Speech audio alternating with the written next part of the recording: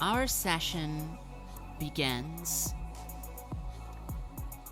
at a nightclub in Concord, California. Lilith, you had already gone to try to visit Mandy at their haven. They were not there. So you knew where they must be. At their usual feeding ground. Probably. It's usually how it goes. A nightclub in Concord. You've probably been here once or twice, and when you have, you've probably been there with Mandy. And of course, since Mandy goes here, Gangrel come here in general. It's just a good place to meet some mortals that like to party hard and are into the rough stuff. It's very easy for people's lowered inhibitions to be convinced to go anywhere into the many sort of back areas here at this club.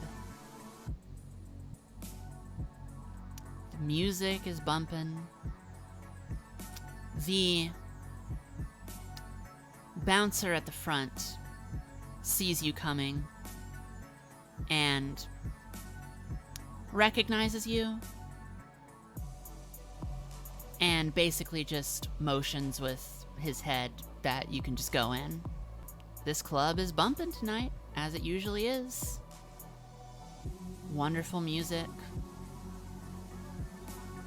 The bass is blasting.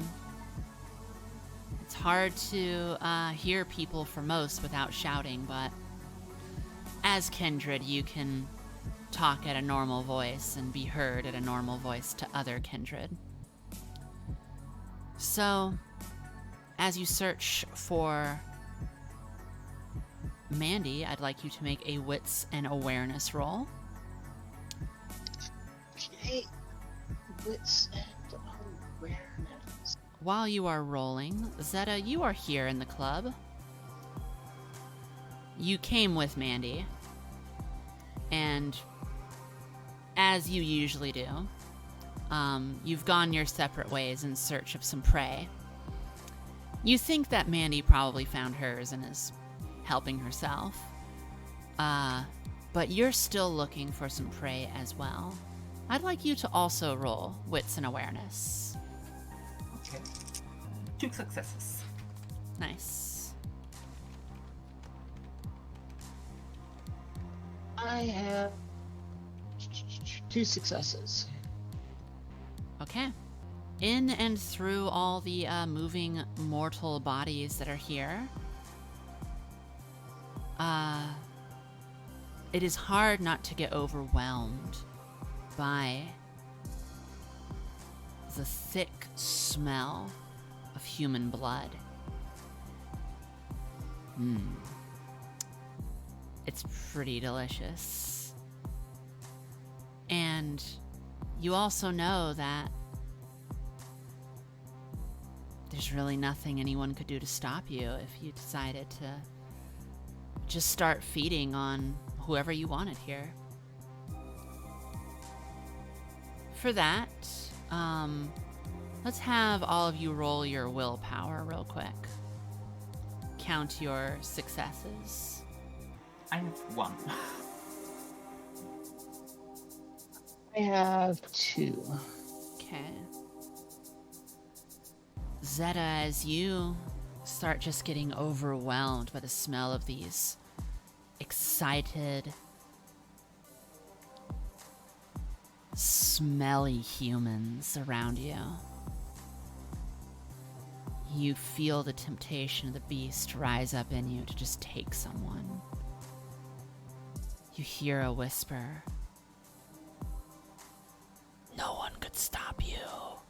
You're stronger than all of them. And with that, your hunger goes up by 1. You should have 2 hunger now. I have 200 now. Lilith, as you are looking around for Mandy, you do not see her, but you do see Zeta.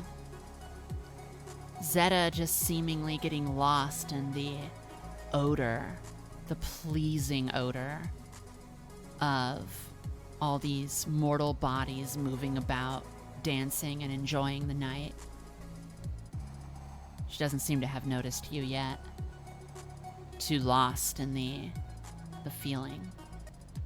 What I'm going to do is I'm going to catch the eye of any attractive mortal in particular, kind of do a little dance with them, a little bit of seduction, and then kind of move them over towards Mandy. Zeta, you mean? And, I mean, Zeta, Mm-hmm. and just kind of on the dance floor, just kind of getting them loosened up. And I take their wrist and just lightly bite into their wrist, just to take a sip and lick, and just kind of like lick it, the wound closed. Mm-hmm. Pull the other wrist over to Zeta and just give a little seductive wink. Just a Zeta, sip. you absolutely Bird. are suddenly presented with the wonderful sight of blood being presented to you by the familiar kindred known as the Lilith. I will smile broadly at Lilith and take a sip. Nice.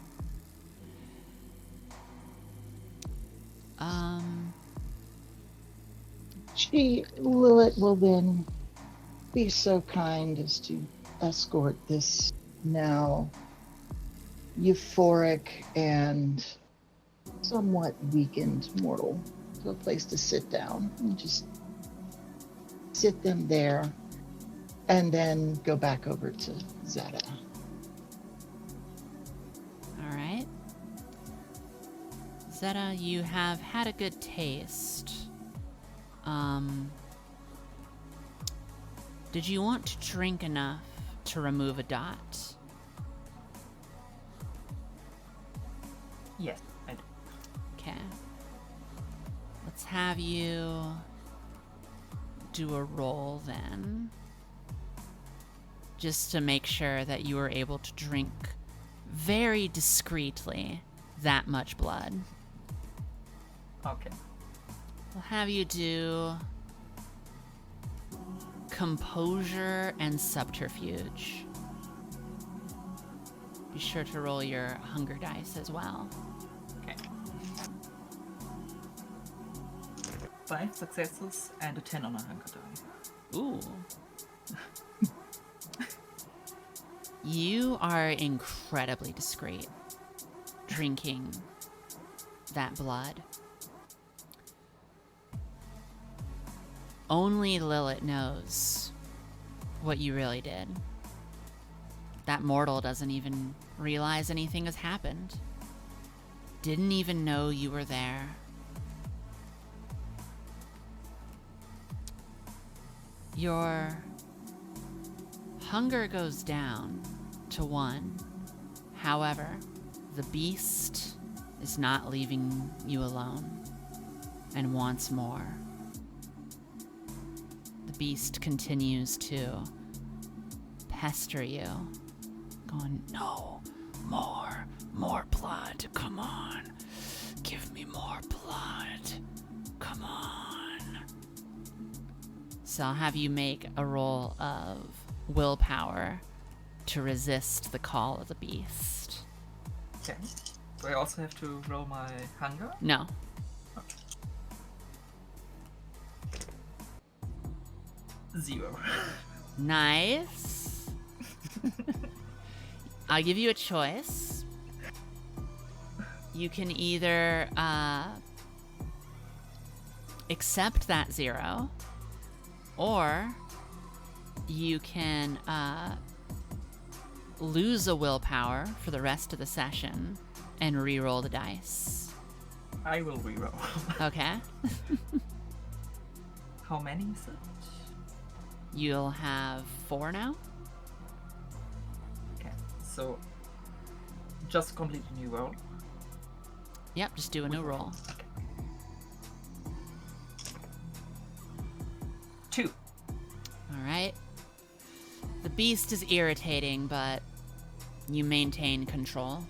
Lilith, you are now back over with Zeta without the presence of a dancing mortal. Oh, little one, you look like you're still thirsty. Is the beast whispering sweet nothings in your head? Very much so, yes. But thank you for the drink. Lilith was it, right? That's correct.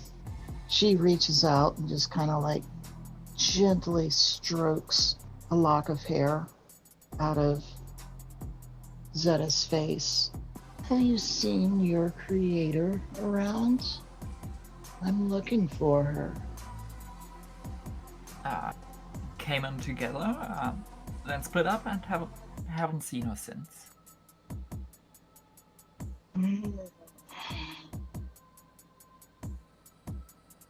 No doubt she's in one of the back rooms having some kind of fun without us. How rude. I would say let's split up and look for her, but little one, you've got that look in your eye, and I don't know if I can leave you alone. On your own, you might get a little thirsty. And I don't think we need to make a scene, so let's go look for Lilith. Or let's go look for Mandy. Shall we? Sure, but you don't have to treat me like a newborn. Can Cute. look after myself. That's cute. I will hesitantly look for Mandy with Lilith. Okay. Have you both roll wits and awareness then? I have 1. 10 plus where?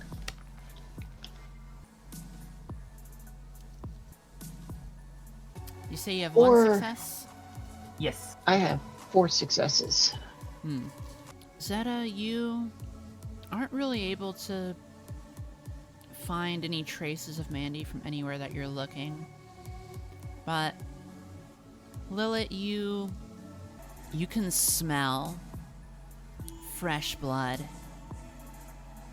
in one of the bathrooms. The smell hits you, and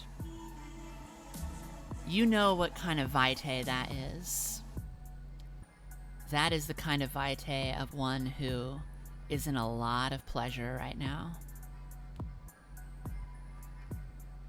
There's no doubt that if it's not Mandy, there's some kindred back there that is really enjoying themselves.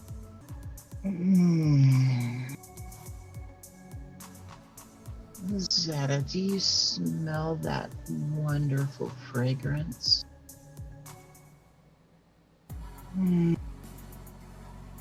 There's nothing like it. That sweet, tangy scent of blood from someone who is in such great pleasure.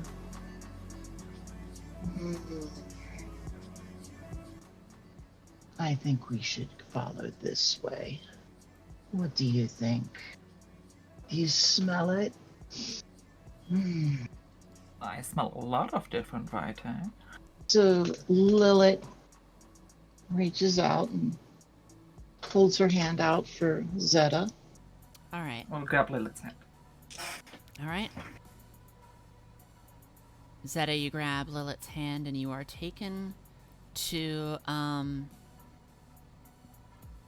basically this unisex bathroom in the back. And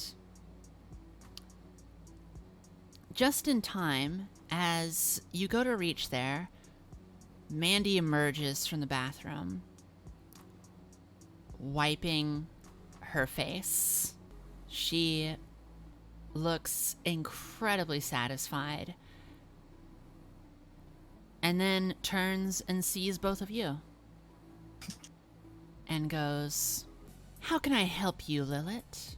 Straight to business? No. Hello, beautiful. I've missed you, beautiful. Just how can I help you?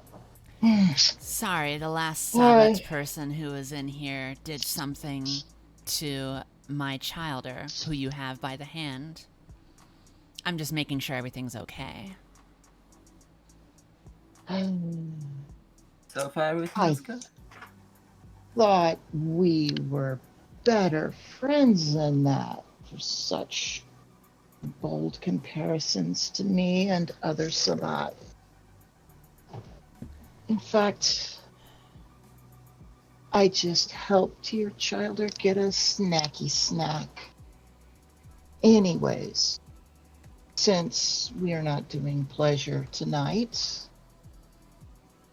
shame, Please, I understand do. something. It is good to see you. Things have just changed since last time I saw you. Not things about you. It's a lot of developments have happened.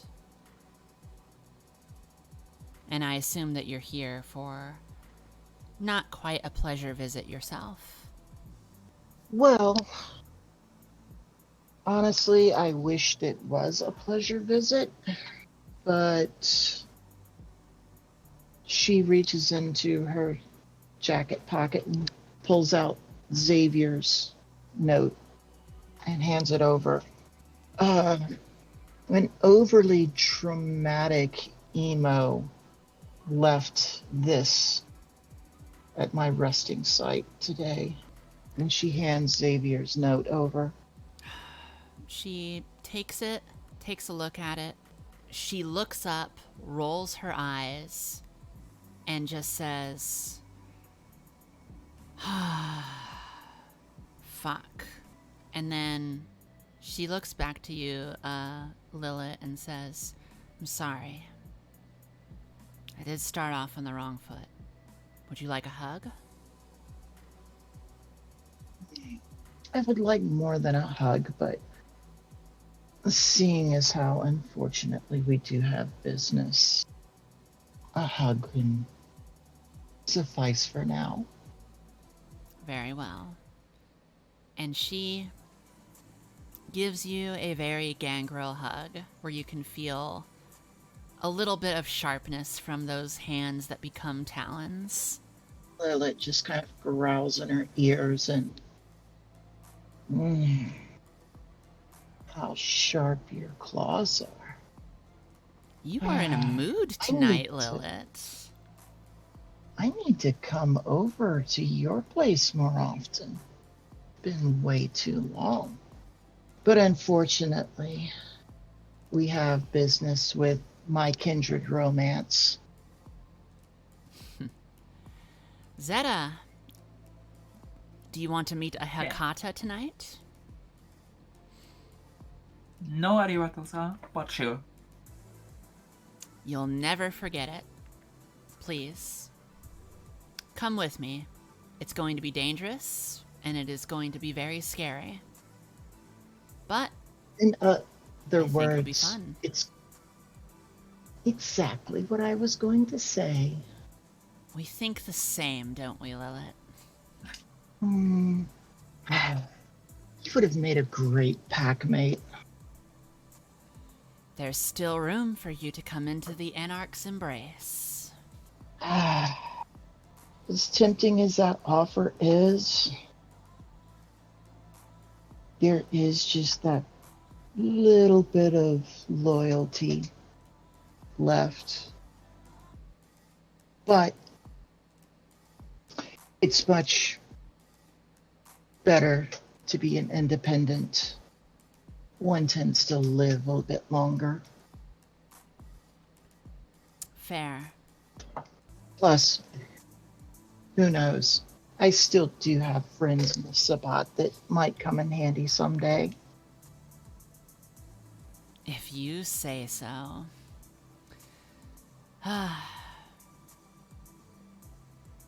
Well, I'm sorry for what Ruth did to Zeta. you do not have to be sorry for Ruth. Ruth can be sorry in oblivion. Ruth tested even the patience of the bishops. She always was a loose cannon, even for the Sabbat. That's my personal opinion. Well, let us be off. Come, Zeta. We have an unforgettable night ahead of us. Sounds like fun. You sound like fun. So, this is me, Astrid, now talking. Lilith, how would you like to take them there? Lilith has acquired a vehicle for the evening. Okay. A rather discreet, four-door sedan, tinted windows. So it is parked in a public parking around the corner from the club.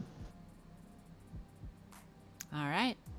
Walking around the club and going into this lovely four-door.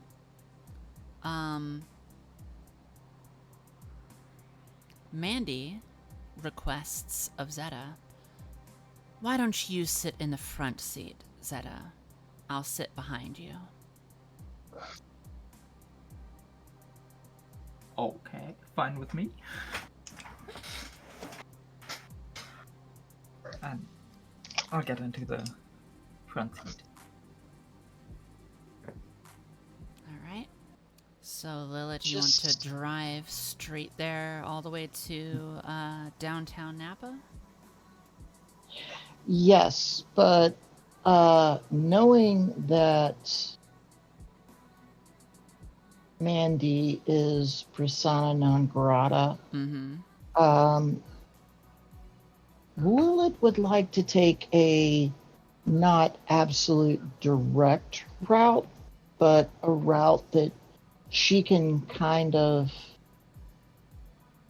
make sure that she has no one following them or being observed. She can kind of keep an eye out for anything that might draw her attention as potential issues. In that case, let's have you make a roll of wits and drive. That's one success. All right. You are careful to take back roads as often as you can. Obviously, you're still going over the Benicia Bridge, and you'll probably end up going over another bridge before you get to Napa. But it is a far longer route than usual. You'll probably take about an hour to get there. Meanwhile, in that case, there is conversation to be had. First, Mandy says, who have you met so far, Zeta? You've obviously met other gangrel. You've met 2 Malkavians, the Baron. Well, actually 3, because you've also met Danny Boskerson. And you met Ruth. 3 Malkavians. Uh-huh. Have you met any of the other members of the clan yet? I have met the sheriff. Ah, Bruja, indeed. Yeah. As far as Brujas go, the sheriff is very calm. Not representative of most Bruja. More a philosopher king than an anarch, I guess you could say. Daddy. What did you say, Lilith? I'm sorry. I'm sorry. What? Nothing? I certainly will not tell that to Tenorio next I see him. Yeah, but It may just I come don't know. out. I may go, sorry, next time. Sorry, Tenorio. All right, see you next time. By the way, Lilith called you daddy. Of course you would. I would expect nothing less. Well, today is Zeta. Tonight, rather. Sorry. Haven't seen the sun in 200 years. You are going to meet Hecata. You haven't met a Toreador yet. They're the easiest jumping off point. Toreadors are like beautiful idiots. Hecata are like Toreadors that are really, really goth and just so happen to have powers to be able to bring the dead back to life. Dracula meets the D&D crowd. If there was ever a group that would, as mortals, that would be sitting around playing some kind of vampire-like D&D, the Hecata would be it. Specifically, Zeta, you are going to meet Xavier. Xavier is weird. Have you ever met Xavier, Lilith? I know Xavier. I want to talk about somebody as almost as dramatic and as a certain Toreador I know. But yes, I do know Xavier. Wait, I have to know which Toreador you're talking about. He's cute. You're talking about James Castle. Zeta, you've got to meet James Castle sometime. Mistress Mandy, you say this as if you think I have a crush on Baby Fang. When you've been around Sure as many sounds like it. centuries as I have, you catch these things. Zeta even knows. Come on.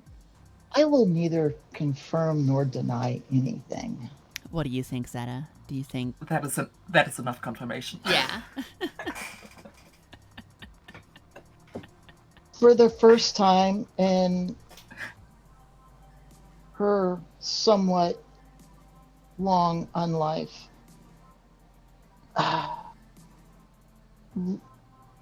pinkish hue goes to Lilith's cheeks, and she just turns the music up a little bit. No, hold on, Lilith. When's the last time you saw James Castle? Was it The Hunt? The Hunt. I saw James Castle last week. Yeah, good for him. He didn't see me. Good for you. Have you heard the news? I've been out of the loop. Well, Why? out of His baby seemingly Fang the- went and gotten. out of seemingly the goodness of his unalive heart, he has decided to employ some Thin Bloods from Oakland. I wonder how he's turning that into head pats from the prince. I don't know if he is. This was in direct contradiction from one of the high-up Ventrus over there. One, Annika, I think you've met her. Yes. Interesting. And what's he employing these Thin Bloods for? Shipping and receiving is what it sounds like. Shipping and receiving, but shipping and receiving what is the question? I feel like it's not that mysterious. I feel like James Castle isn't as involved in the Camarilla as something warranting an actual question like that. No, I think that this is simpler than that. I think he genuinely saw people that needed help, and he decided to help them. As I said, Zeta, I would love for you to meet James Castle one day. If you're talking about him, I want that too. You see Zeta... Lilith just concentrates on driving. You see Zeta, James Castle is a victim of his sire. He was raised Camarilla. Doesn't understand that there's another side, one that is free. And thanks to the prominence of his sire, he hasn't really had to come into much conflict with those who would take his liberty away. He's born into privilege. If he is doing things of a good nature and a good will, I think that it's entirely possible that all it's going to take for him to see that there is goodness and there is freedom out there is to feel what actual oppression under the Camarilla boots feel like. And then to look at someone like you, Zeta, who is free and able to do what we would do with our anarch lives. For a little bit, you sound kind of like some of the sermons I used to listen to. No need to get nasty, Lilith. Oh, I was not getting nasty, and I apologize if it sounded like that. The ideals of freedom and not being under the boot heels of the elders, some of the things that the anarchs and the Sabbat have in common. Though, unfortunately, some of the fanaticism of the Sabbat has a tendency to leave a bitter taste in one's mouth from time to time. You could say that again. Some of the pacts were a lot more fanatical than my own. They were a danger to us and the movement as they were to themselves and those around them. Oh, look, we're approaching our destination. Indeed. Lilith says this is kind of a way to change the topic from her past, because even though she's trying to hide it, she's definitely, there's feels showing on her face, and she would rather not allow those feels to happen. I would like Zeta to make a roll. Okay. I'd like you to roll for wits and insight. With or without blood? With your hunger. Okay.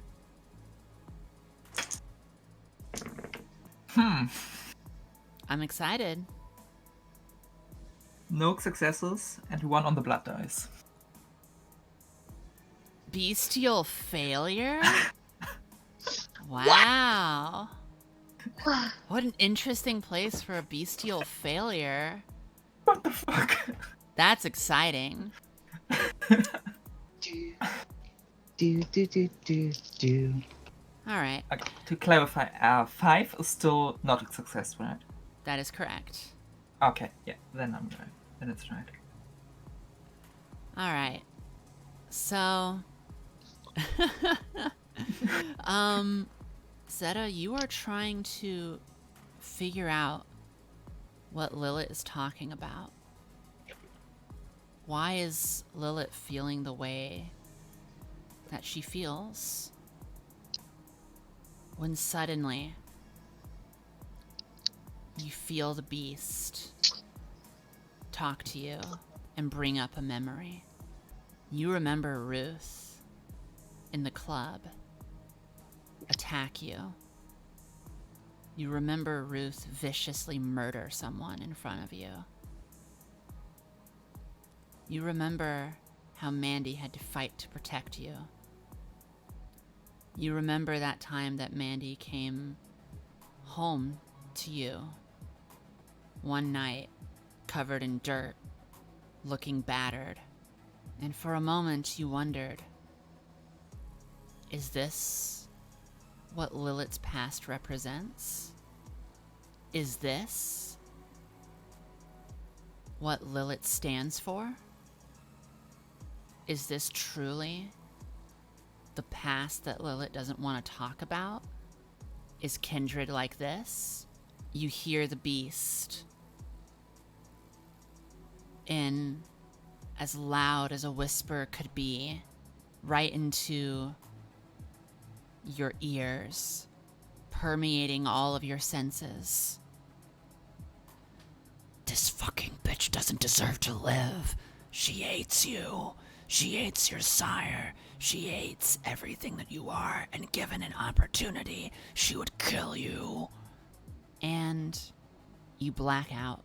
Lilith, and all of a sudden, as you are almost at your destination, Zeta's hand grabs the steering wheel and pulls on it in a way that bends its entire frame. It yanks the car off course. I need you to roll dexterity and drive. 2 successes. All right. You manage to get control of the car long enough, but Zeta has come out of their seat, using their force to simply rip the seatbelt directly out from its buckling to reach toward you. But Mandy grabs Zeta and forces them into a holding place of being unable to move. You know that Zeta's beast is frenzying right now, and Mandy is trying to stop it. Zeta, you suddenly come back to, and you feel that you are in the grasp of your sire, and for some reason you are trying to get out, but you don't know why. What happened? Mandy lets go, says, just sit down in your chair. Lilith, park us a little bit further away. Lilith, at this point, her fangs are bared. Mm-hmm. She definitely has a much more bestial look. Mm-hmm. Even more so than her usual. She also has a look in her eyes that Mandy may have seen Lilith long ago. I guarantee Zeta has not. But she has a very threatening look, and her fingers have become claws. But she quietly drives over, finds a place to park, and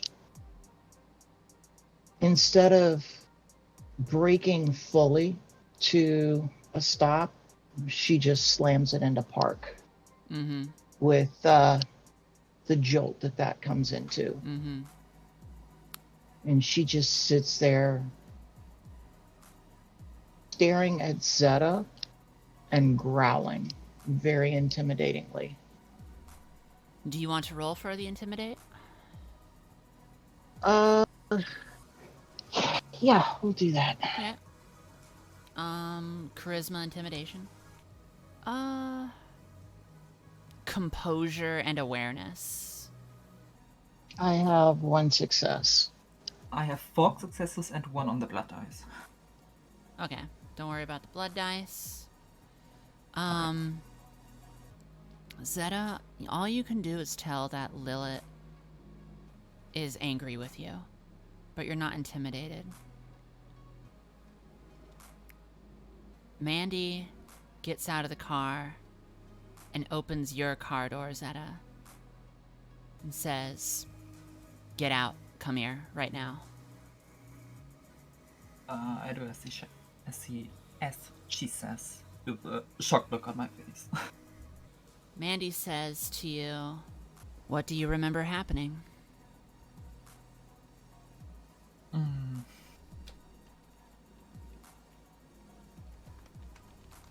Lilith was talking about her past. Then I saw Ruth, how she killed the innocent man in the bathroom and attacked me. And then it was black.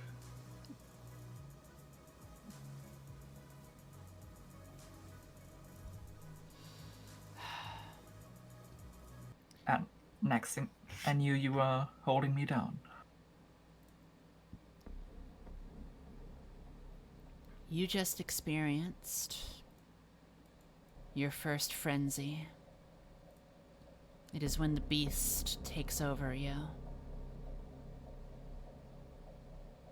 You know that voice that you hear? That I told you was the beast? We all have it.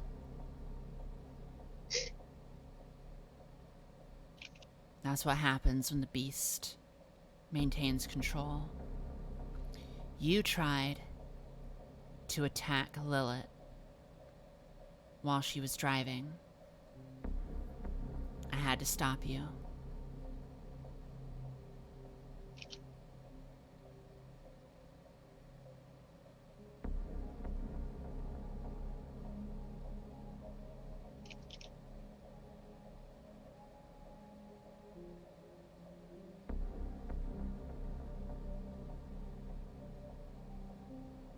Do you understand, Zeta? Not really, no. I don't remember attacking her. It's all fuzzy.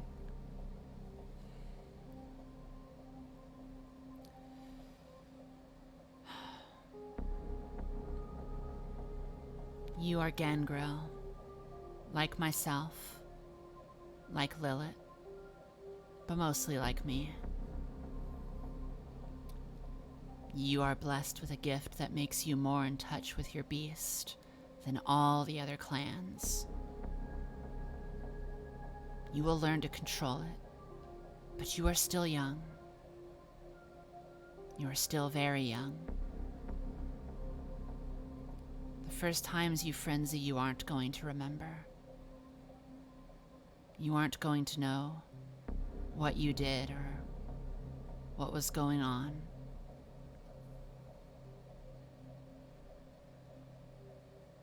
And it's going to be hard.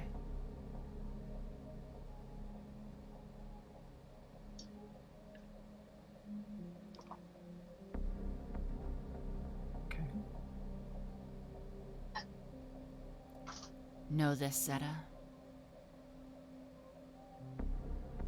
I am here with you, and I will protect you.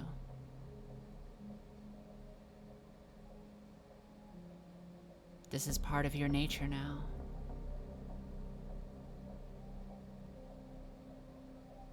I will also help to protect you from yourself.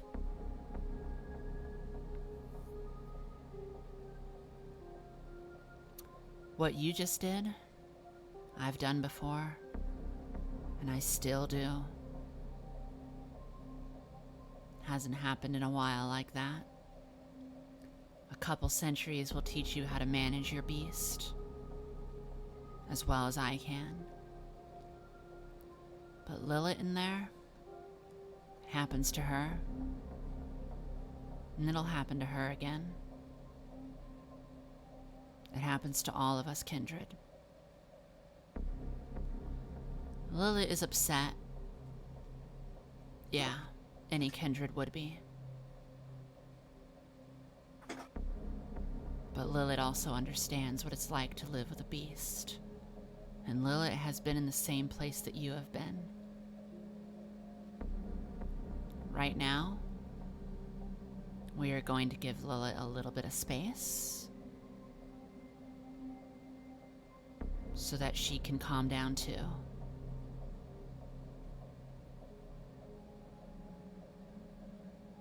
In the meantime, and Mandy pulls out her arm and invites you to drink from it. I want you to calm down.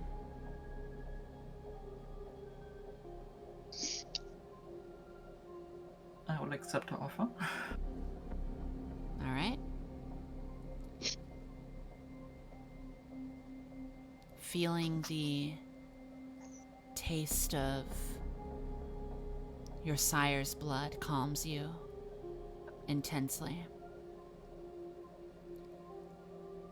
You feel the frustrations of the beast go away.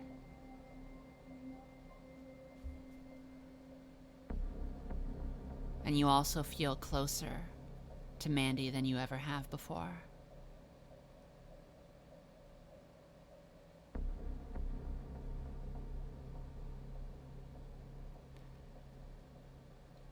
Stay here, Zeta. I'm going to go check on the Lilith.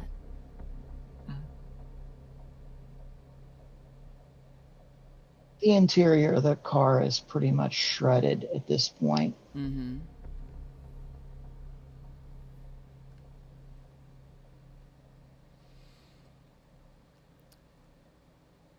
Mandy just leans inside and goes, Lilith?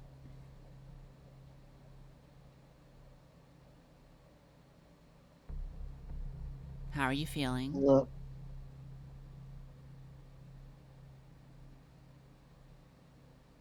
She's holding the remains of the steering wheel, looking out the windshield, and she just growls.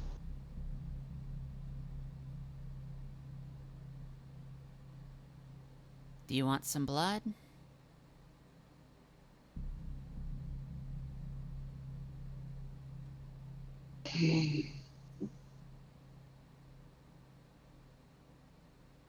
Yes, but not from you, sweetheart.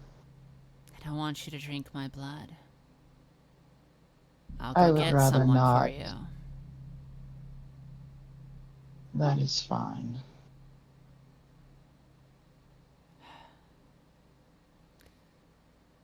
Be back in 5 minutes. Mandy transforms into an owl and flies away. Both Lilith and Zeta, I want you both to roll wits and awareness. What and awareness? Wits and awareness. Okay. 1 success.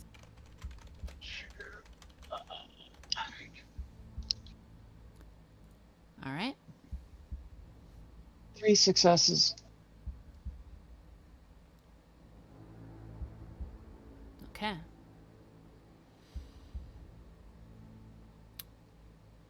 As you are calming down,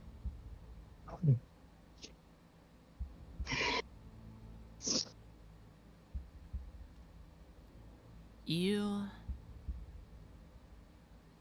sense someone approaching.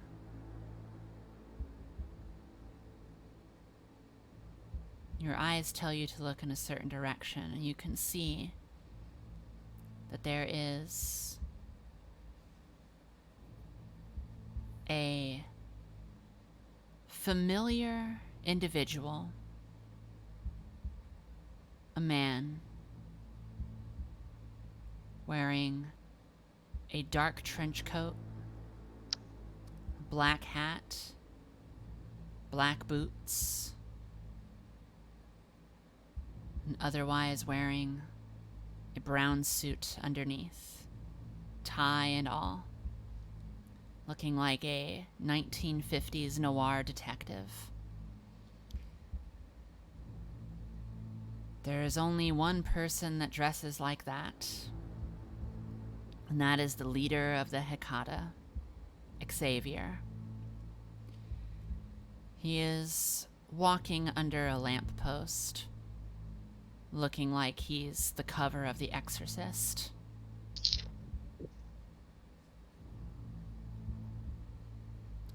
He has a cane with him as well. Can't make out any of his features, but you've spent enough time with the reputation of Xavier to know that that's definitely him. He doesn't go too much further, though. He hangs out just out of the light. And it looks like he's just waiting for something. Is there anything that you would like to do, Lilith?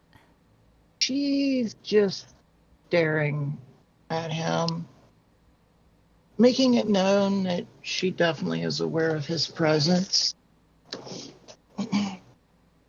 Mm-hmm. And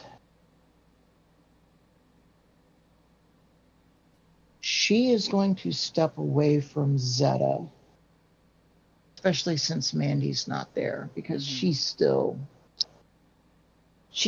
quite in a foul mood. Mm-hmm.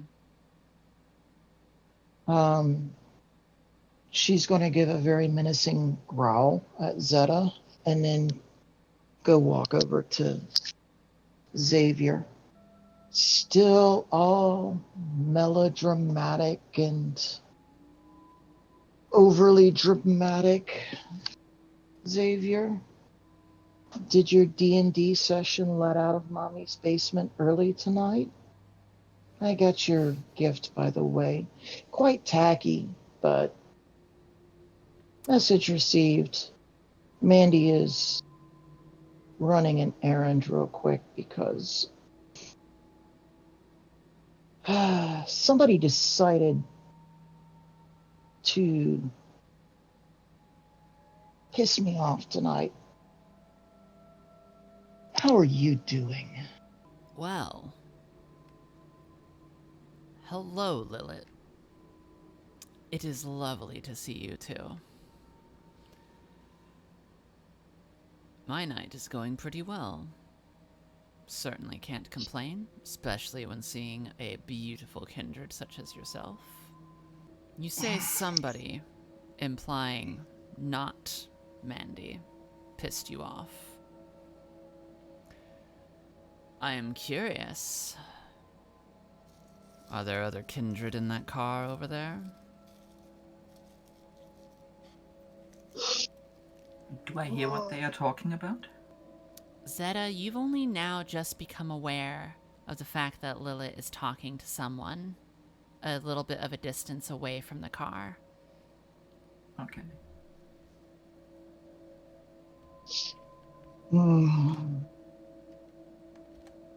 Xavier, to your first point, complimenting me on my beauty, you just want me for my body. My mind means nothing to you. I mean, isn't that how all of you necromancers are? You just want us for our bodies. But to answer your second question, yes. That one. And she looks back and a growl just is in her throat. Is Mandy's child. Ha! Mandy has a child, Yes, quite young, quite naive. Does stupid things from time to time. but not a bad kid. They'll learn. I see. And you misunderstand. Want you for your body. Ha. I think you are the one of the most fascinating kindred I have ever talked to. Certainly, the only Sabat who is openly walking around the Camarilla and the Anarchs. It's gotta count for something. Come now. No. Take that as... Want you for your body. Not the kindred. Just the mortals. What else do they have to offer me?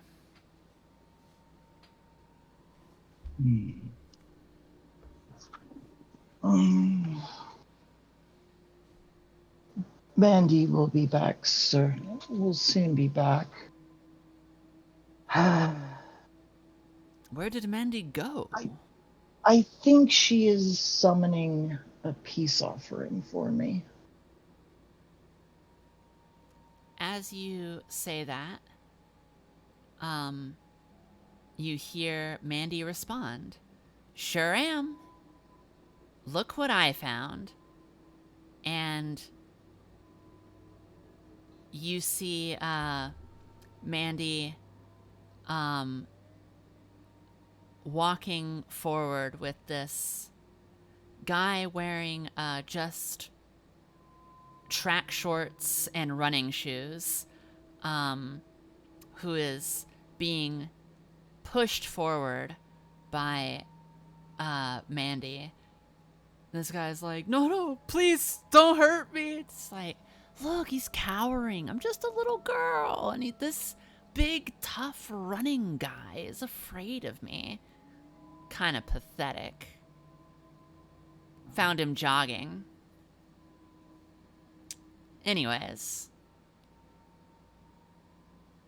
I thought that he might do. Perfect. The jogger looks over to you now, Lilith, and it's just like, wait, I could give you anything you want. Money, my dad owns a quarter of the city. Come on, you don't have to do this. I didn't do anything to you. Just, I don't understand what's happening. You are going to give me what I want.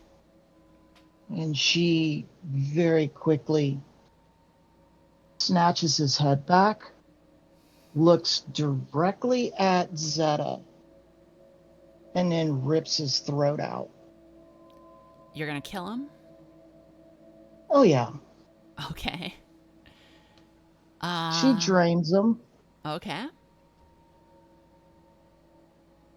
She stops just before she herself takes the last bit, but enough to where he has significant blood loss, and if not treated, he'll obviously finish bleeding out. The whole time she's draining him, she's looking at Zeta, and then she just drags the body over to the car, puts him behind the wheel, buckles him in, turns the car on, and then puts it into drive and lets the car just drive down the street till it hits something. Damn. Zeta, your reaction? Look at Lilith with a mix of confusion and that I'm impressed with what she's doing, but also a little bit confused. Like it hit you really hard? Yeah. Let me ask, how specifically does Zeta feel that Lilith just murdered this man? Yeah, Zeta doesn't like innocent people to just be murdered. And because I don't know what they I did in life, I really don't know how to feel.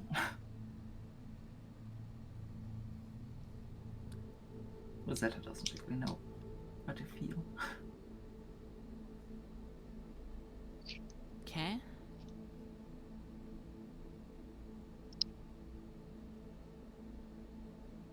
Mandy watches you do this, and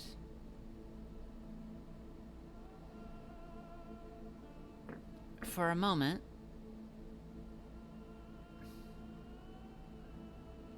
looks frustrated, and then says to Xavier, "Hi, I'll be right back. 30 seconds. Mandy goes over to the crashed car, reaches inside real quick, and then comes back out and runs over to Zeta. Mandy has blood on her fingertips and says, "Zeta, taste this."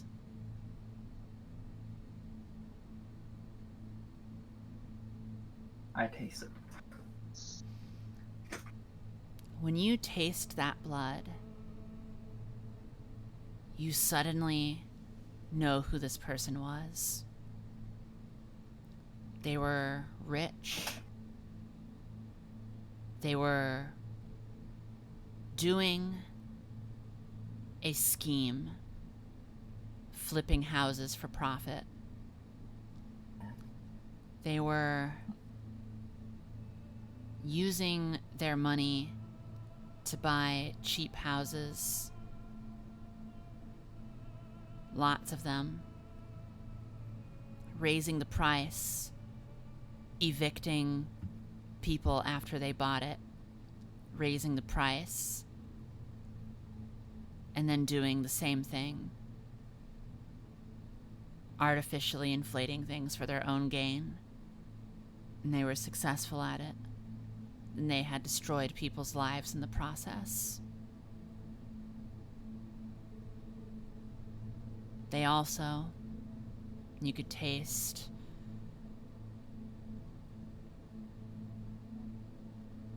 the contempt that they had for people who were poor, the contempt they had for people who were homeless, the frustration that they had with people who criticized him and what he did. It all happens in a flash just from tasting that blood. And Mandy looks you in the eyes and says, "Zeta, I would never pick anyone who didn't deserve it. Anybody who I think might die." The conflict in Zeta's head just goes away with a sigh, and yeah.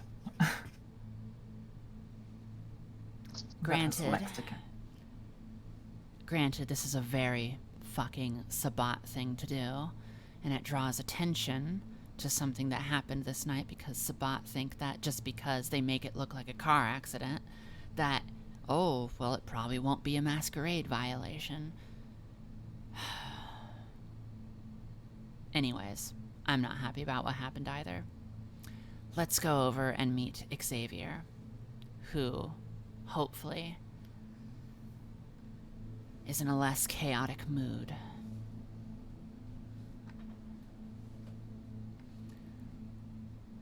I follow Mandy over to them. Mandy says to Xavier,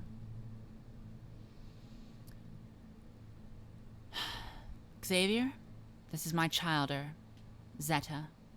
Xavier does a very milady head, like, hat tilt, and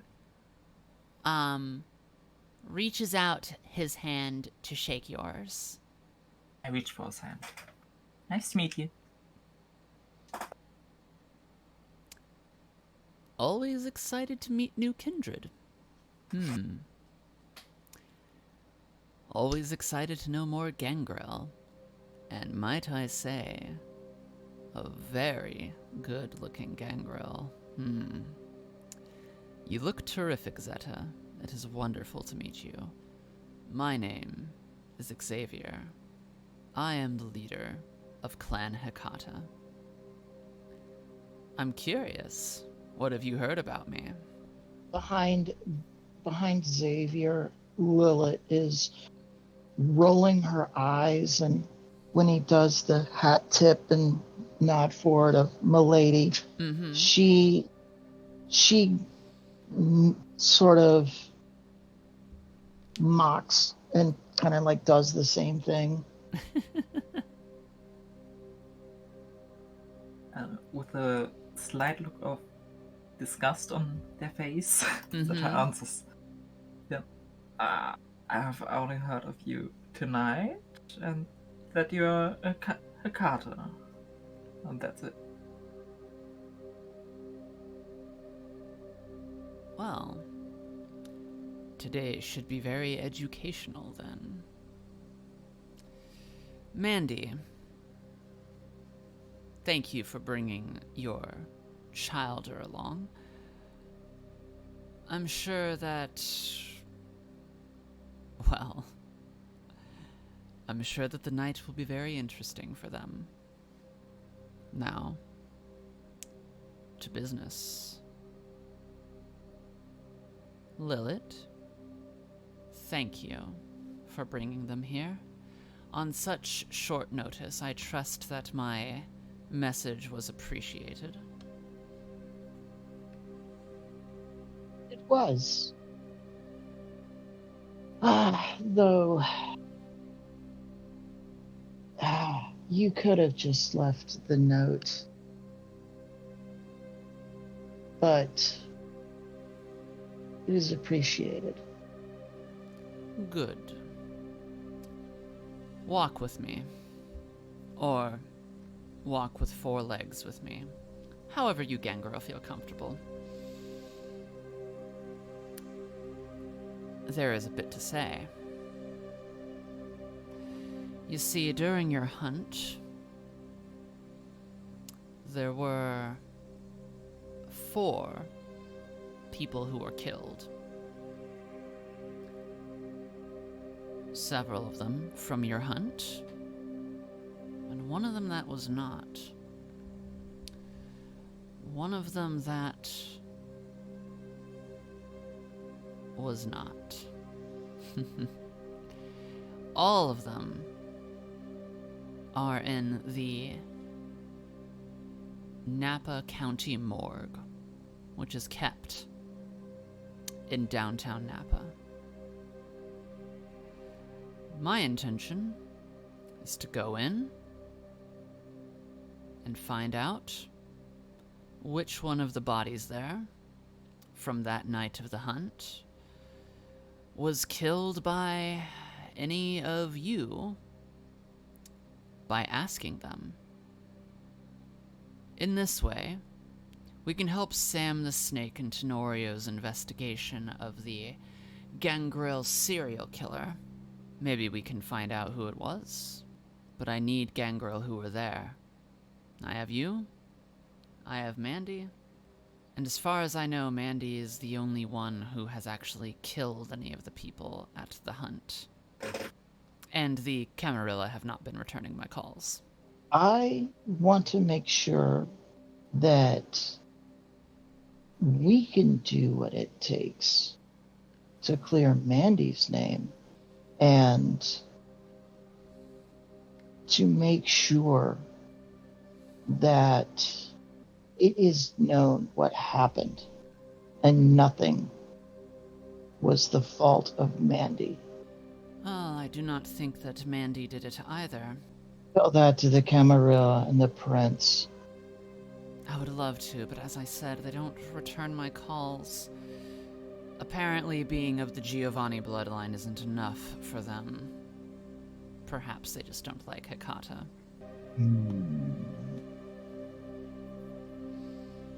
Well then,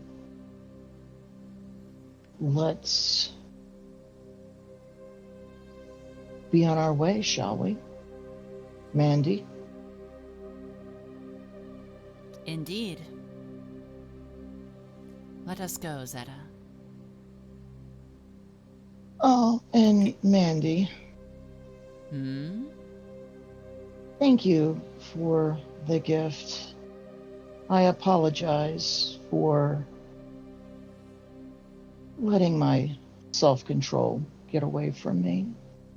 As long as we focus on more self-control tonight. We will. Then there is Zeta. nothing to forgive. Zeta, I understand it was the first time you frenzied.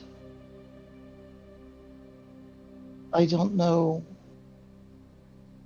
what your beast said to you, but I understand. I understand probably more than you realize. You see, Sabat are not taught to control our beast. Sabat are taught to embrace it, to let it flow, to ride the beast when it wants to break free. So I understand. But I am not Ruth. I am not like the extremists in the Sabbat. My entire pack was killed in the war. I am the only survivor, and as thus, my blood bond to the Sabbat pretty much doesn't exist anymore. I want you to know I am not like most Sabbat. Please understand that. What happened tonight with that, and she points, is not even close to how I would have been when I was still a fully active member of the Sabbat. But I will try to remember that. I want you to know that there is no bad blood between us. I have known your sire for a long time. I care about your sire. And I want to make sure that your sire is cleared in all of this. And then she just walks away. Mandy kind of goes up to you, Zeta, and says, "It's amazing you got that out of someone who used to be Sabbat." That puts a smile on my face and confidence in my walk.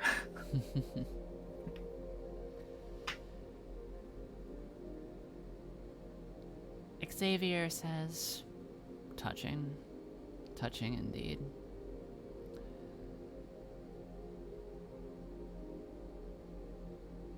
I'm sure that your sire has already told you about,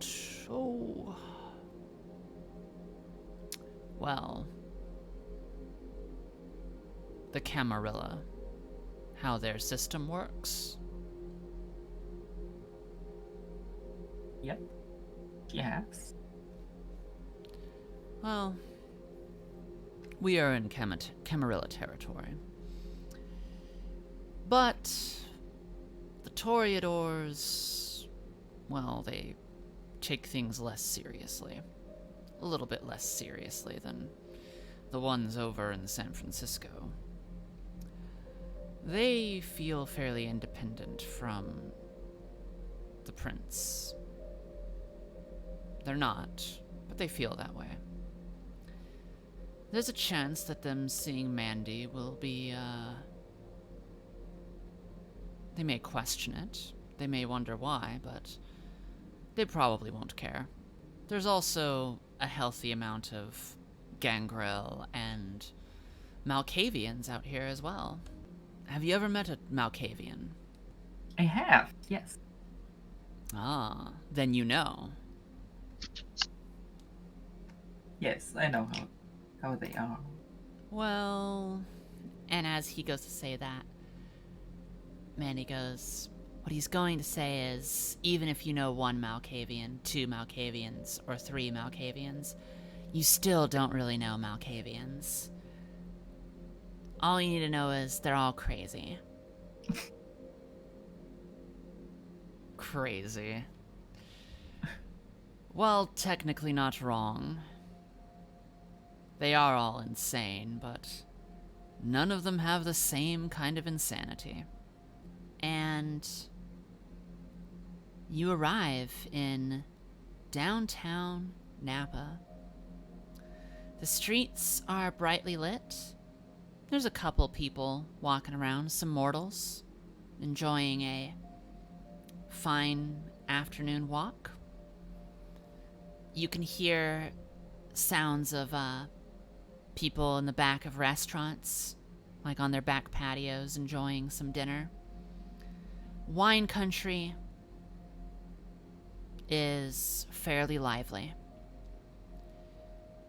but not where you go.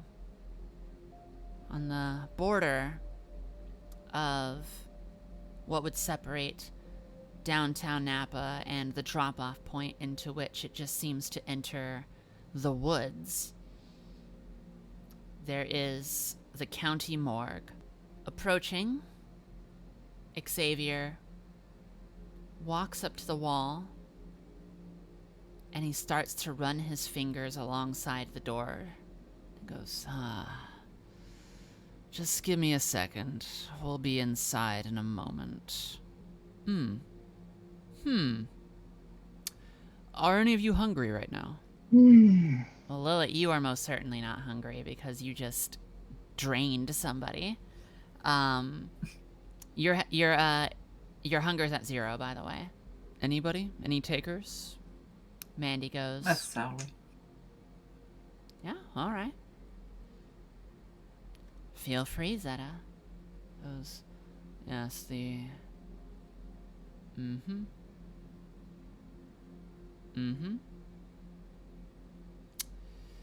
5, 4, 3, 2... And the door of the morgue swings open, and this man runs out, and he has currently on him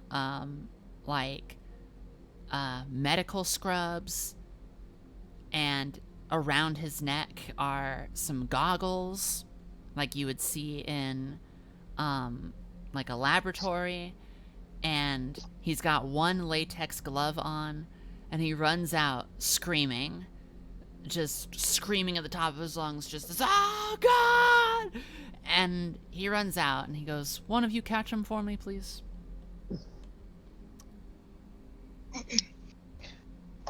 And Mandy motions to you, Zeta, and goes, after you, please.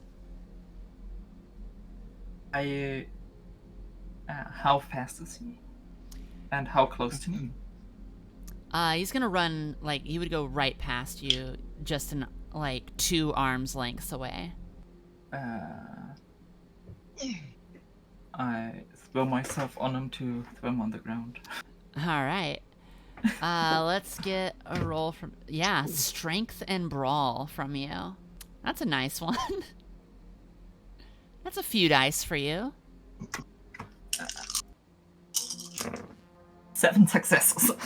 7 successes. Damn. You can tell me in as much specific detail how you take this guy down.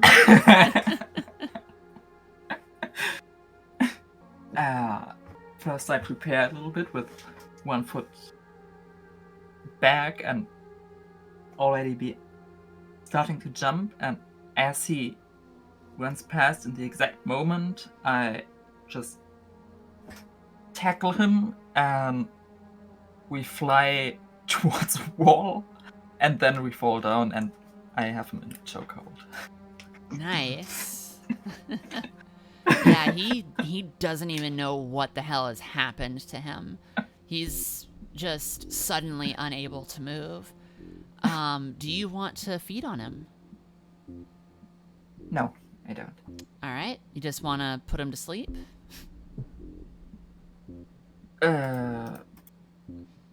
No, just holding him, that he can't move.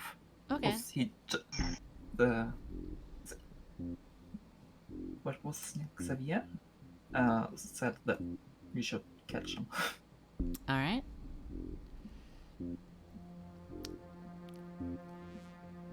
Mandy walks over to you and just goes,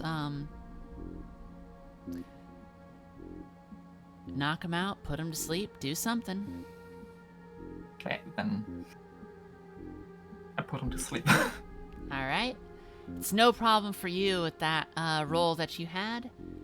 And it's also, you, for one of the first times, realize how much stronger you are than a person. This is a full-grown man, and it would be a struggle for you to do this when you were immortal. But now that you are Kindred, this is like just playing with a rag doll in your arms. Just a big rag doll. It's very, very easy to do whatever you want with this person.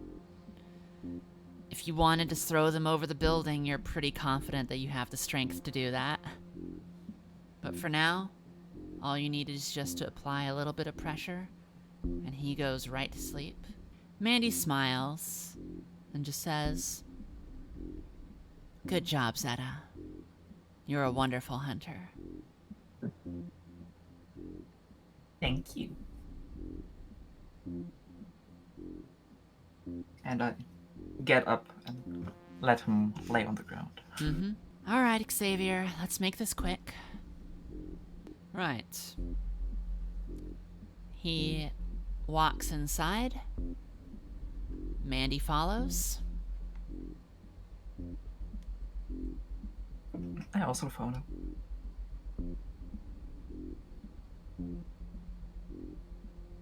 You going inside, Lilith? Yeah, she's gonna walk inside, but as she's walking inside, she reaches down, grabs Duder on the ground by the ankle and just like drags him inside so he's not out on the sidewalk. All right. When you get inside, you see that there is a standing, alive person in front of an autopsy table. An autopsy was being performed on them at the time. Their stomach was open, or the whole front of their body was open, and people had taken at least an organ out of them. And they were just standing there. Xavier just says, "You can go back to being dead now." And the body just collapses under its own weight. Suddenly, it makes a lot of sense why this man suddenly screamed and ran out of the building. Lilith is actually going to take poor Duder, put him on the ground by the autopsy table, and then arrange the cadaver to look like it fell over onto Duder. You've always had a taste for setting a scene of a crime, Lilith. I mean, who's going to listen to someone talk about bodies coming back to life, cadavers walking on their own, when they're literally just going to be found passed out with a cadaver on top of them, and it looks like that they accidentally pulled it off the table themselves. No, I like your thinking. I think it's good. All right. Let us begin. He starts going through the records, notepads, files, and he's comparing them with a note that he has. Looks like he's looking for specific names, trying to find where they may be. While he is doing that, I want to look around for cameras. Okay. You see that there is one camera system. The security seems to be looking at the parking lot of the building. And from what it looks like, they can't see anyone go into the main entrance from there. But there is another camera, one other, that is looking in the main room of the morgue, where most of the bodies are stored. Did we go through there yet? Or Not yet. Right now you're kind of just in a front, first a foyer and then a little medical examination room. To get to where all the bodies are, you would have to go through one more door. Then I would like to try to turn that camera off. So we're in the autopsy room and not the cold storage room. Yes. Make an intelligence technology check. No success. No successes. Would you like to lose a willpower to roll again? Yes. All right.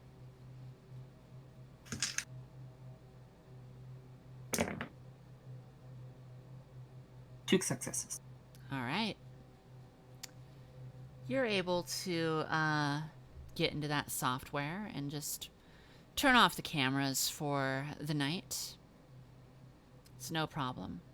Mandy looks very impressed by you and just goes, "Oh, wow.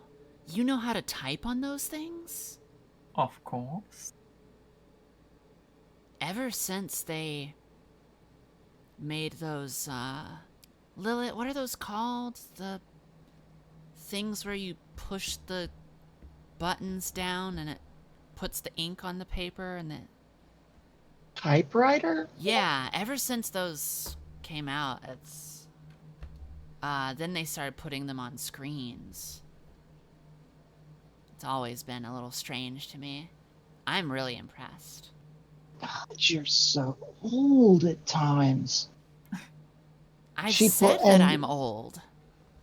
And Lilith pulls out a joint and lights it.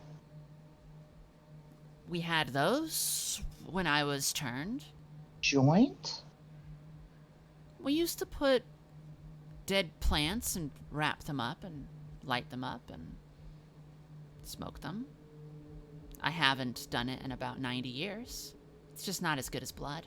Lilith, she enjoys her joint, and she's going to kind of just like, while Xavier is looking through files, she's going to kind of like look around and just check things out on her own around the morgue. Mandy goes over to Zeta and goes, "I heard that by using these keyboards, you can talk to someone in another country." Yes, you can. You In can? real time. What do you mean in real time? Is time not real on these? No, that you can talk with somebody in another country, like we are talking right now. Like, instantly. And not having to wait until it's there. Wow. Could you show me how to do that? Yeah, I can do that, of course. Oh, wow. I'm so glad that I've just hypnotized the person who runs the club that we go to, because otherwise you have... Money is weird now. I used to be able to go to places and you would have a certificate written by the bank that declared how much money you had, and now people have these plastic rectangles and they just give them to them. But I don't have one of those. They encoded with They're that easy to- information. They're easy Could to apply come for by, them. Are they? or you can Yeah. just take them from someone. Oh, do they have people just have these on them? Yeah. I mean, they might get a little uppity and something about something called fraud, but sure, you can just take them and use them. Fraud. Do I have to sign something to use them? No, most of them you just go tappy tap on the box that says insert card now. Don't have to sign for anything. Interesting. Zeta, you have to teach me a lot of things. I will do that. Can I snoop around the morgue, especially since there's several bodies that are there and not just the one specific that Xavier is looking for? Certainly. Are you looking for Okay. anything in particular? Just pretty much looking for anything that might be of interest, especially since we are also in Camarilla territory. Sure. Just being nosy and snoopy. Mm-hmm. All right. Make a intelligence and awareness check.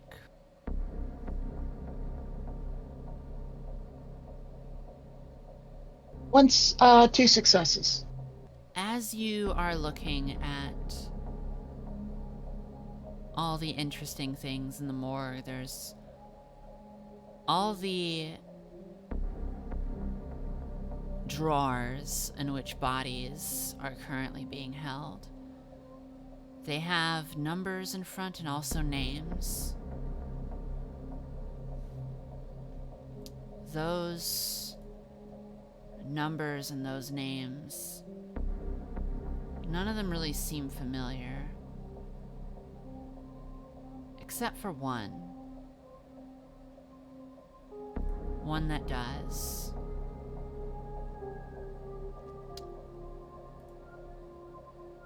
Ruth Melanie.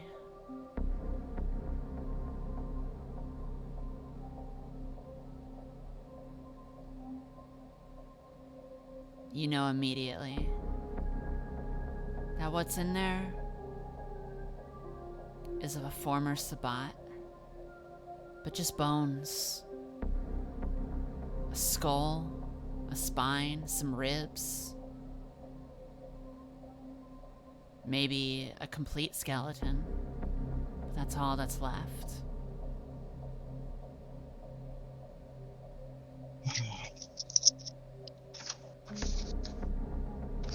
Lilith leans over to the skeleton.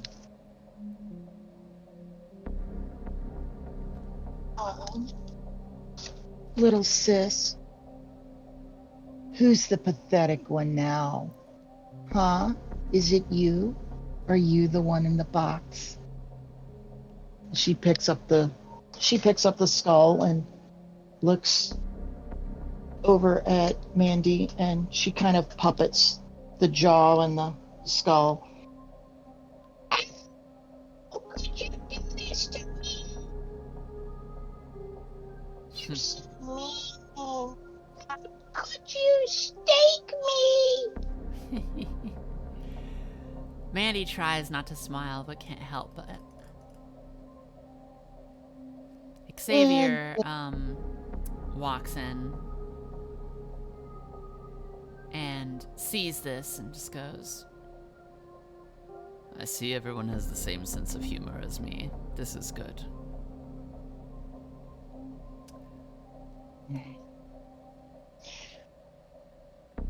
Lilith moves the skull to look at Xavier. Ah, have you seen my moisturizer? I'm a bit dry. And then she just tosses the skull back in the drawer and pushes it closed. Right. Alright. People to talk to. He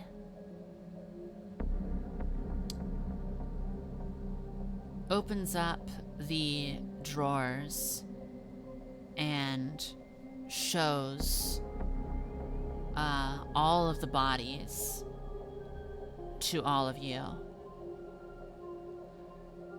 Lilith, you recognize a few of these people, 3 of them, as being the red shirts from the Gangrel hunt. Mandy does as well.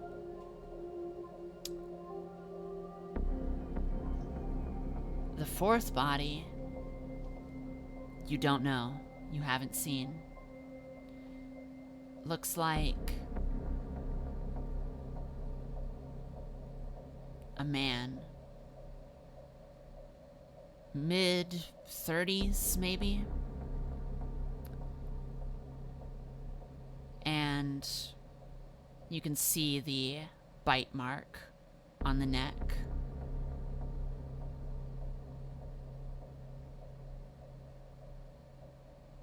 You can see that it was like the other bodies, or the other body that you saw that Sam showed you when you were with Connor.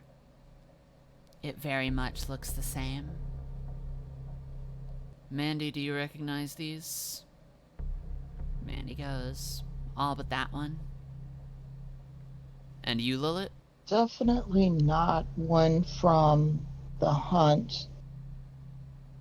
But this is interesting. And she looks down at the body. I've seen this bite mark before. Sam the Snake and Connor was with me the night that we went to another morgue. Bodies there had the same bestial bite to them.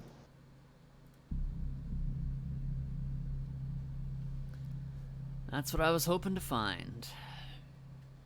He closes the other drawers and sits up this body, leans it against the wall. He pulls out some sort of herb, crushes it in between his fingers and sprinkles it over the body. Then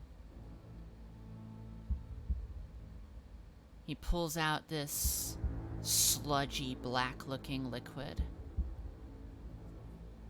and rubs it on his cheek in a particular symbol. Almost a pentagram, but not quite.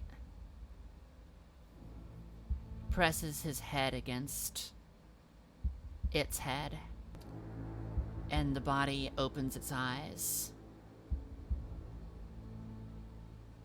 And it opens its mouth, and it lets out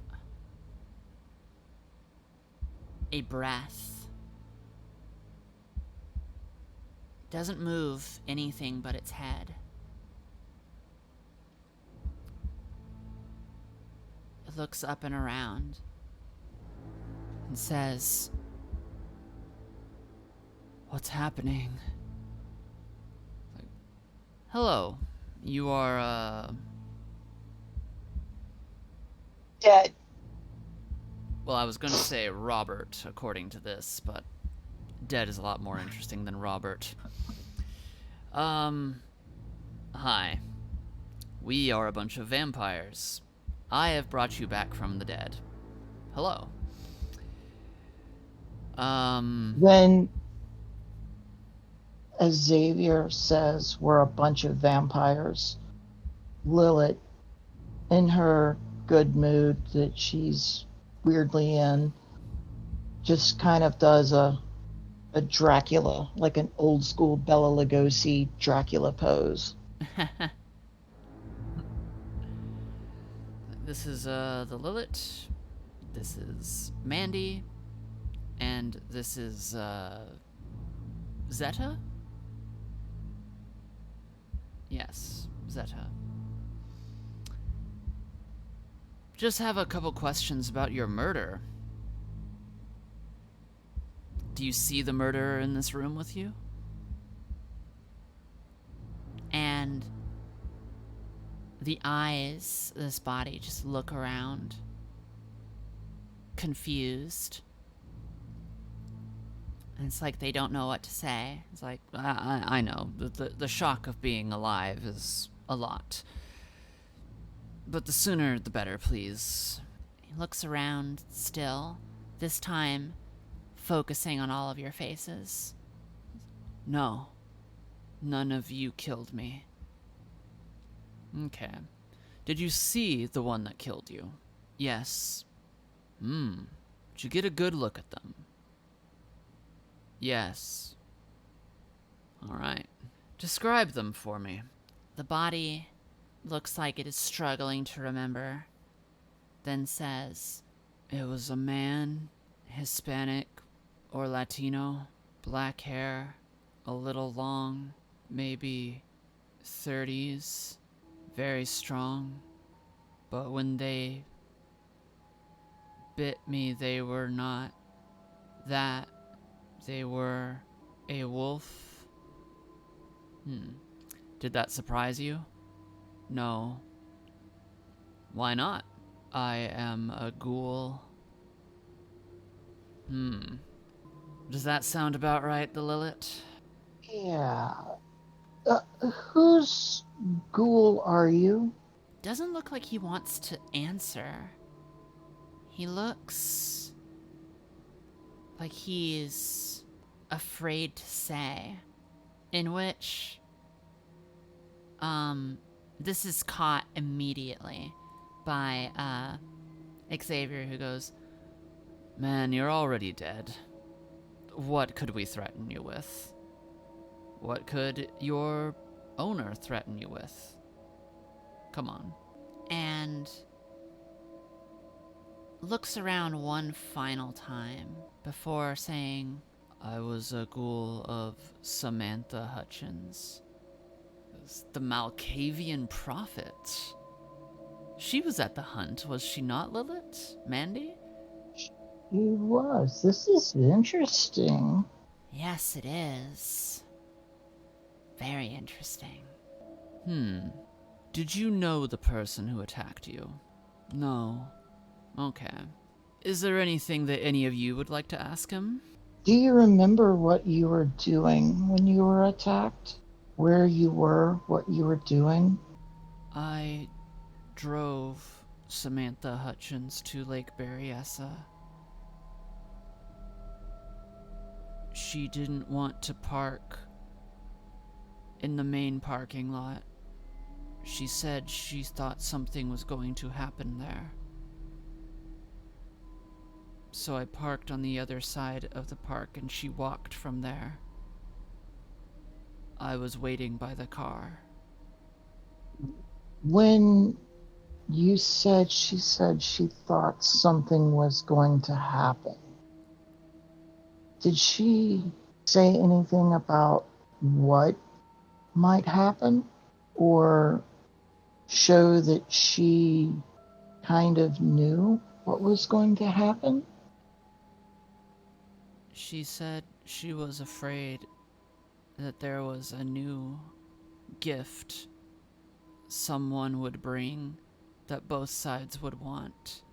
Well, it looks over at Mandy and Xavier with kind of a one eyebrow cocked up. Like, interesting. Mandy just goes, "Probably Grace Newsom." What I was thinking as well. I doubt Samantha would have told him or said much more in his presence. But at least now we know that she knew that something was going to happen. Funny how she did not mention it to anyone there. She doesn't talk to the Anarchs. She probably told Camarilla. You know, I bet she told the Toreador. Not James Castle, I mean the older ones. And that's probably why they sent James Castle. They didn't want to be there. Maybe we should talk to Babyfang and see if he can agree to ask a couple of questions for us. I'll leave that to you. Thank you for your services. Goodbye. And Xavier smudges the mark on his face. The body's eyes roll back into its head. Xavier puts the body back on the drawer and shuts the drawer. Well, I know who the killer is. Do so enlighten us. And Mandy goes, I know who it is too.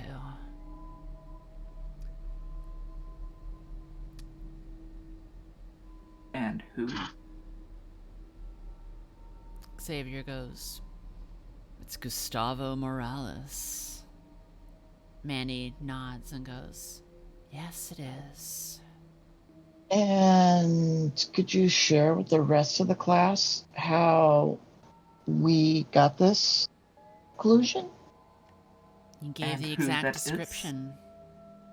That is exactly who he described. Gustavo. Never liked him. Zeta Gustavo Morales was just an old gangrel for the Camarilla, but mostly known as a loner. Makes sense why. Serial killer. But gained a lot of respect for the Cam after being their most effective fighter against the Sabbat. Gustavo has a body count, 14 Sabbat. At that, Lilith gets a very dark look on her face, but it passes quickly. Camarilla aren't going to be happy to hear this. Xavier just goes, Well, I'm not going to tell them. I will simply tell Tenorio and let the barons decide what to do.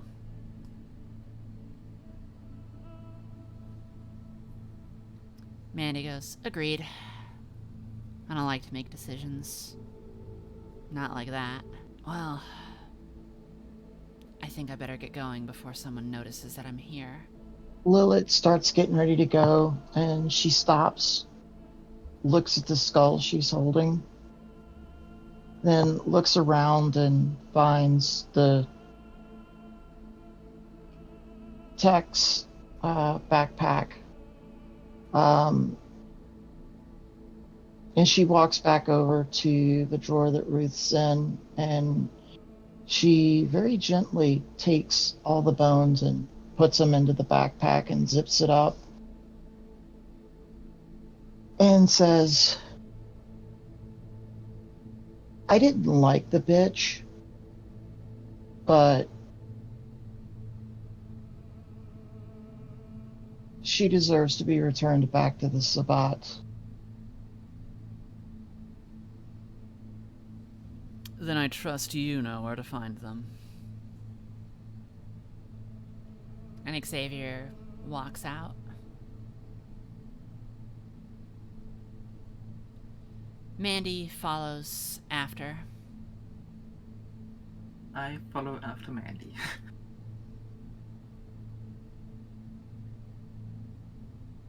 All right. Where'd we park the car? Once you get outside,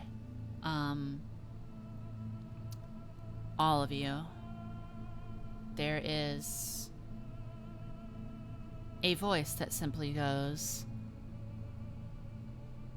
I hope that the conversation that you all had in there was interesting, that it was good, that it was enlightening, that it was something that definitely gave you information that you really needed. Behind you, you can see the small Malkavian known as Samantha Hutchins leaning against the wall. She has a red sweater on. She's wearing a pretty cute red skirt and combat boots. What made you think that something was going to happen, Samantha?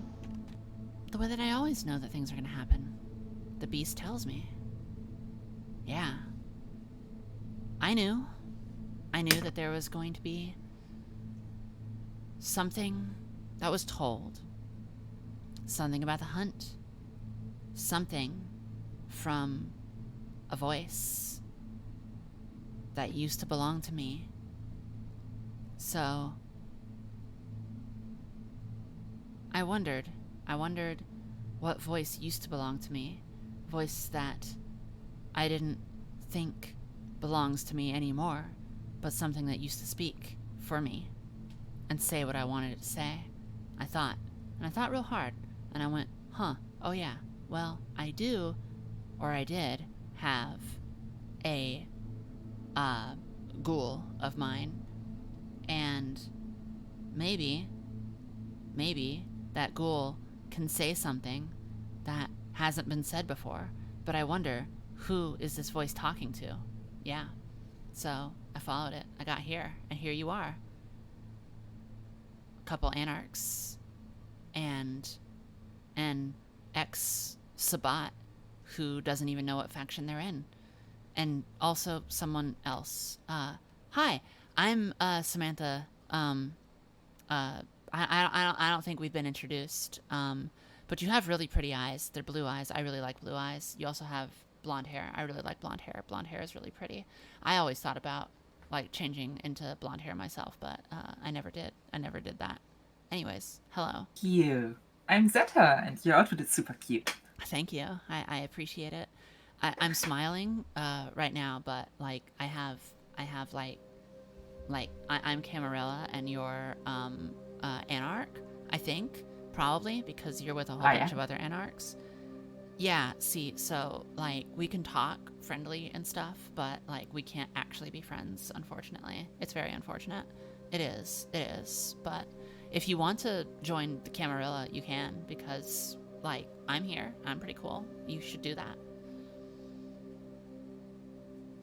I like being an Anarch. Well, I think that's bad, so there. What are you doing here, all of you?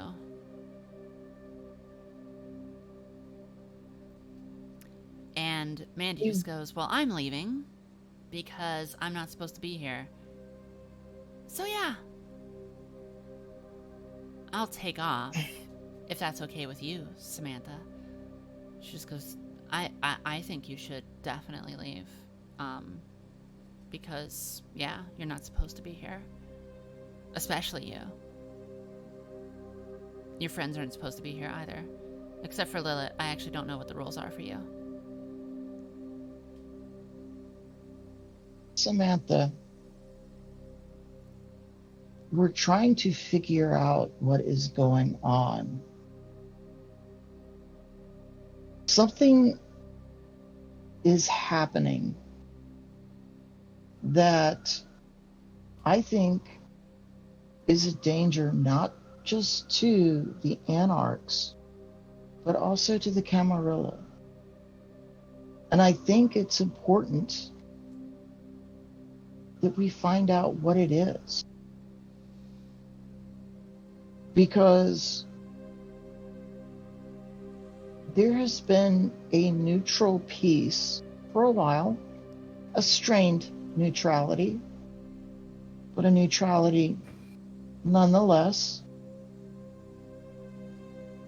But suddenly, we have ghouls being killed.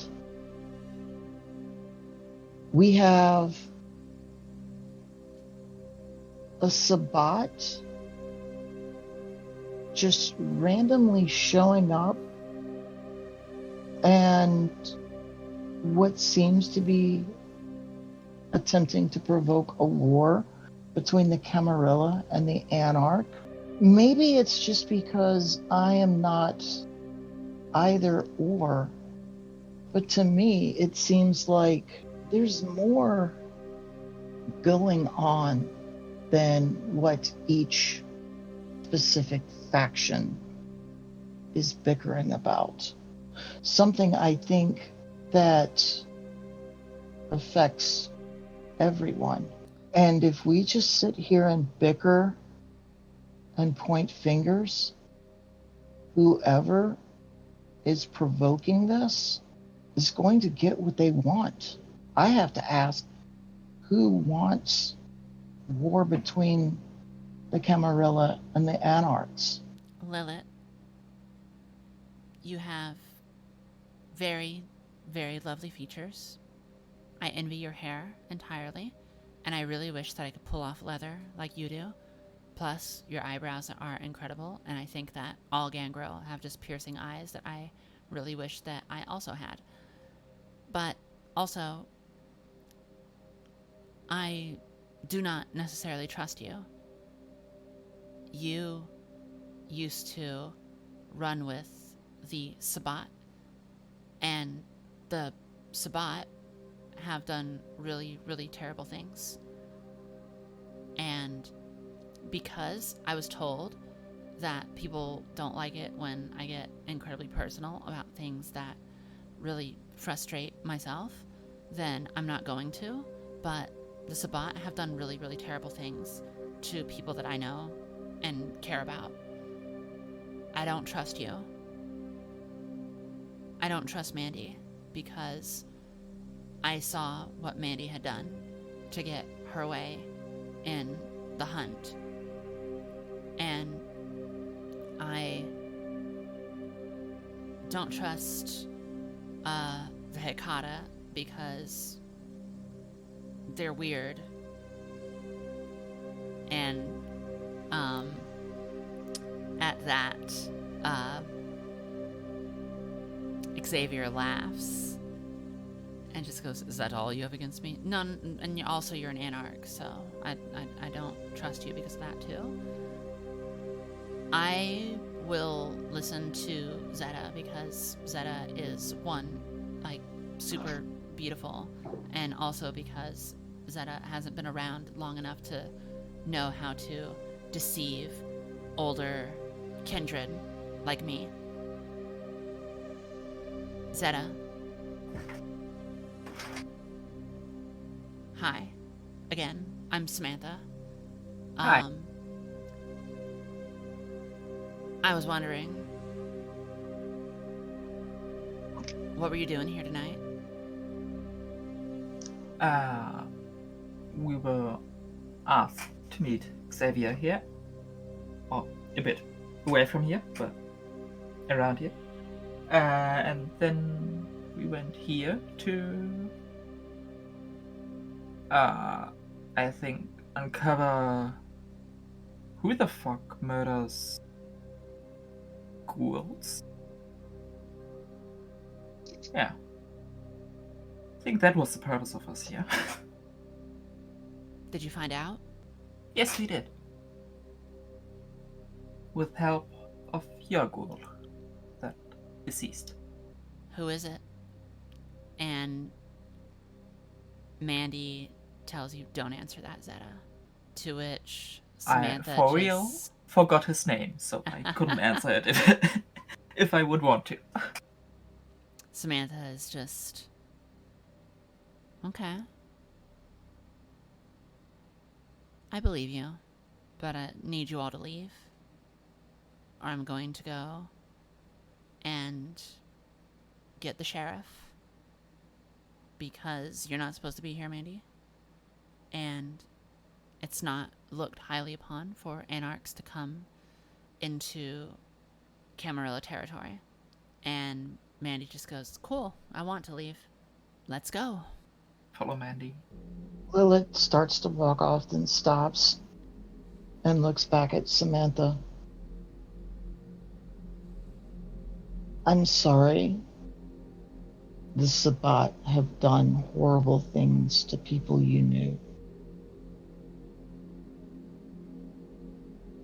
But as I told someone earlier tonight, I am not them. I know you don't trust me. I doubt you will ever trust me. Most kindred don't trust me. I accept that.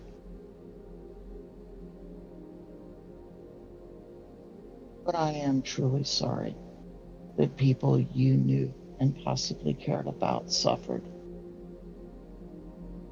And I know it doesn't mean much, but I am not your enemy. And then she follows Mandy. Samantha watches as you all walk away. Just staring.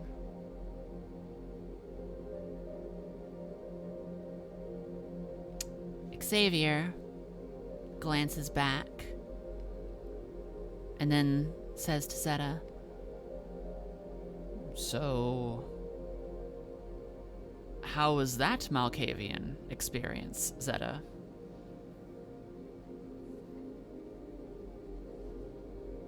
It was strange. Oh. All Malkavians are.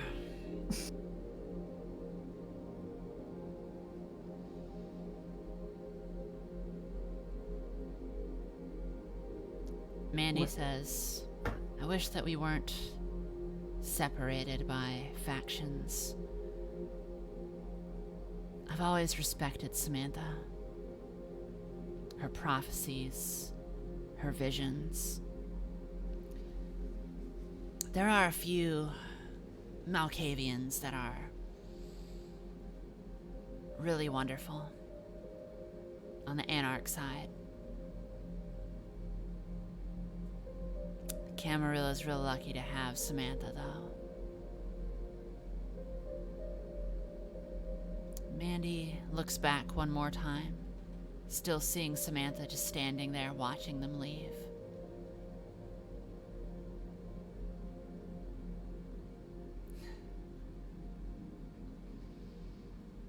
She smiles before continuing. You get back to where you parked the car, Lilith. It is still rather tore up, but still drivable. I think I'll take the bus.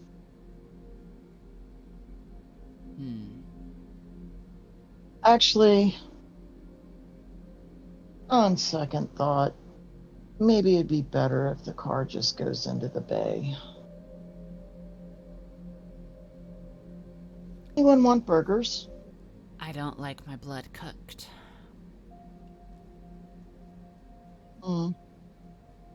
Xavier, can I drop you off somewhere? Oh, I think I'll get a ride from a friend. At that, the car that you drove into the telephone pole pulls up a little bit with a familiar driver that you killed. Xavier gives a little wave of his hand and goes, Until next time. Lilith, it is always a pleasure to see that ravishing body of yours. And Mandy, you are as sexy as ever. And Zeta, well, if you ever want to know me on a more intimate level, you just come by the South Bay sometime. No, thank you.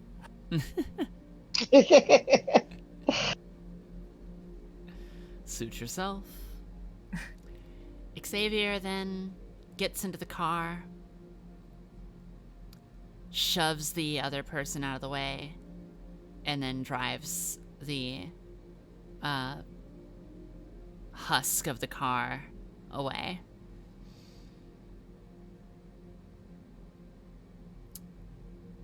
Mandy says, "The good thing about being Gangrel